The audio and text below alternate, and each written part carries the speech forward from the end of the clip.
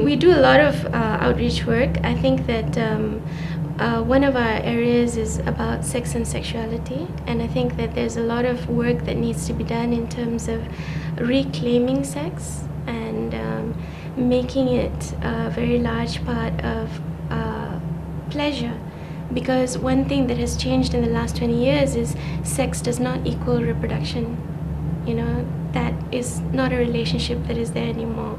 Sex is pleasure, and I think that we need to embrace that and say that it's a very big part of what we need to deal with. There's a lot of people that struggle with sex on so many different levels. I mean, from my mother, you know, if my 2-year-old daughter is masturbating, she says, "Oh my God, stop her! Don't let anybody see what she's doing." And I think that children get messaging from that point onwards that it's something that should be done, you know, without anybody's knowledge. It's dirty. It's unacceptable. We don't know who does it. In fact, we shouldn't really talk about that. You know, that message comes across, and they grow up like that. And I think that as parents and as adults and as young people in today's world, we really know better of how to interact with the issue of sex and sexuality. And I think that it constructs society in ways that we don't anticipate. It constructs the relationships we have, whether we can go on motorbike with somebody or not, whether we can watch football with somebody or not, what we wear.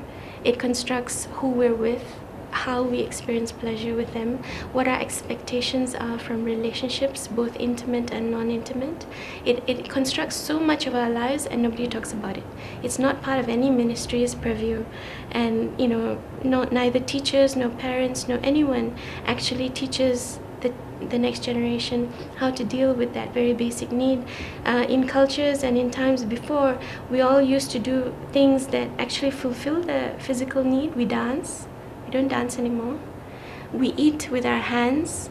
We eat with our hands on a common plate. And if you've done that, when you touch each other's hands when you eat, there's something that happens, you know. I don't know how else to explain it, but all that is out of it. So sanitized. Our culture is very sanitized from any physical contact whatsoever.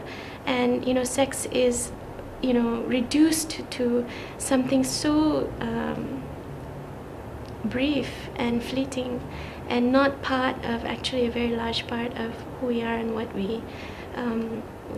we are. So a lot of what Arrow's work involves talks about the role of sex and sexuality in society. And we have a lot of materials. We have a lot of programs that do that monitor government work as well as NGO work in terms of what people are doing to change things, and how comfortable they are getting in dealing with very difficult issues. Like in Malaysia, HIV/AIDS, yeah, you know, we talk about access to condoms, we talk about all of that, but what we're not talking about is men who have sex with men. Now, we can't, because it's so politically charged. I won't say why it's politically charged, but nobody can mention it. But the fact is that the rate of HIV has gone up from 9 to something like 20+% amongst women in Malaysia. Now, why is that? And I think that we're starting to talk about, you know, we've talked about sex workers, sort of. We sort of talked about drug users. We're not talking about men who have sex with men, and the whole range of sexualities that people have from one end to the other. And in life, you go from one end to the other. You explore so many different things. And of course, we're not talking about that, because not only don't we have sex, we don't have varied sex, you know, and we don't have sex with multiple partners, and we don't have sex with sex workers. And all these are, you know, myths that we need to sort of bust without making people feel too exposed. And to actually give people a very strong grasp of something solid, positive, and empowering about sexuality, rather than remembering all the conditioning that we've had since we were young about, you know, the things that we should be ashamed about. You know, there are so many studies about female genital mutilation and the mental and other aspects that it has on women, but there are limited studies on male circumcision and what it has in terms of impact on men. You know, there's so many things that construct what we think is sex, pleasure, sexuality, our role in society, but there's not enough people talking about it. And that's a very interesting part of my work, and the work of Arrow, because I think that it's too easy to talk about sex just as maternal and, you know, reproduction, the child, the mother. But there's so much that goes constructing relationships. The whole issue of violence, it's often situated around intimate relationships or the lack of. So, I mean, it's also about power, but it's a lot to do with sex. I think in terms of male chauvinism, actually my experience has been that Asian society is actually very sexual. There's a lot more women's empowerment in Asian cultures and diversity of such in Asian cultures than any other area, whether you compare it with Europe or America. I think that it is such a rich culture, so I don't engage with it as a patriarchal, completely chauvinist culture. Having said that, I think that there is increasing chauvinism in the way in which we interpret religion, in the way in which we interpret culture than I grew up with when I was young. And I think we need to think about that instead of seeing it as I mean, it has been shifting through time, and we need to look at why the shifts are happening and how they're happening. We need to look at how many scholarships are given out by Al-Azhar University to people who then become our agama teachers in school, and what is the brand of Islam that they're teaching. And we need to look at the credentials that are valued. Like if you have a Ivy League degree in the private sector, that's great. But if you have a degree from a certain number of universities and you're then in Jakim or in Jais or in any of the religious institutions or even in the education ministry or in the teacher training colleges, we need to look at what is being held up and what is being promoted.